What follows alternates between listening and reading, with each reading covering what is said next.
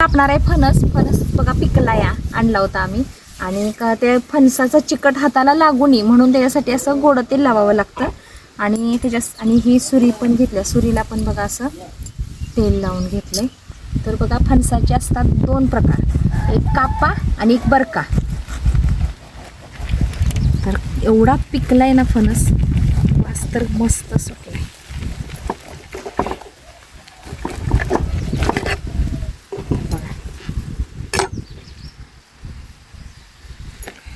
आता आपण ह्याचे गरे काढून घेऊया. हाताला हे चिकट लागू नये त्याच्यासाठी असं गोड तेल लावून घेतलंय. नंतर कापला की बघा असे गरे काढून घ्यायचे.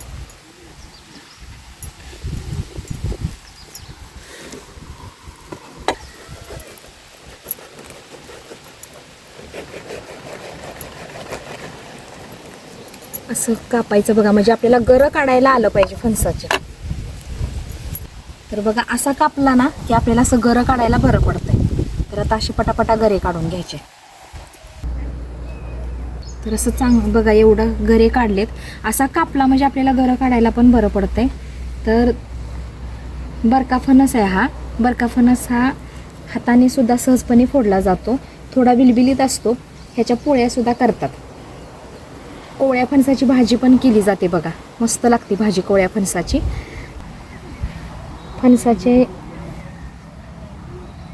फणस हा वर्षातून एकदा तरी खावावा, खूप चांगला असतो आपल्या शरीरासाठी. रोगप्रतिकारक शक्ती सुद्धा वाढते आपली. आणि तो म्हणजे असं कापा दोन प्रकार असते का नाही, मग हा जरा बरका आहे बघा, त्यामुळे एवढा काही चिकट हाताला नाही लागलेलं. एकदम व्यवस्थित म्हणजे काढून घेतलंय मी सगळं. तर बघा एवढे गरे निघालेत ह्याच्यातून आणि खूप छान गोड आहे. बाळानं खाल्ला आता आमच्या, म्हणतो मम्मी खूप गोड लागतोय. बाळा छान लागला ना? हो. तर आता अशा प्रकारे बघा सगळ्या बिया काढून घेतले. गरे फणसाचे गरे सगळे काढलेत. तर बघा एवढे गरे निघाले आहे का. तर या मंडळी फणस खा गरे काढून झाले. तर आता मी एक खाते. तर ह्याच्यातली बी काढली बघा, असं बी काढून खायचं. मस्तच गोड लागतंय आणि खरंच हे म्हणजे चांगलं आहे. जास्त उष्णता असते फणसामध्ये पण, त्यामुळं प्रमाणातच खायचं, जास्त नाही.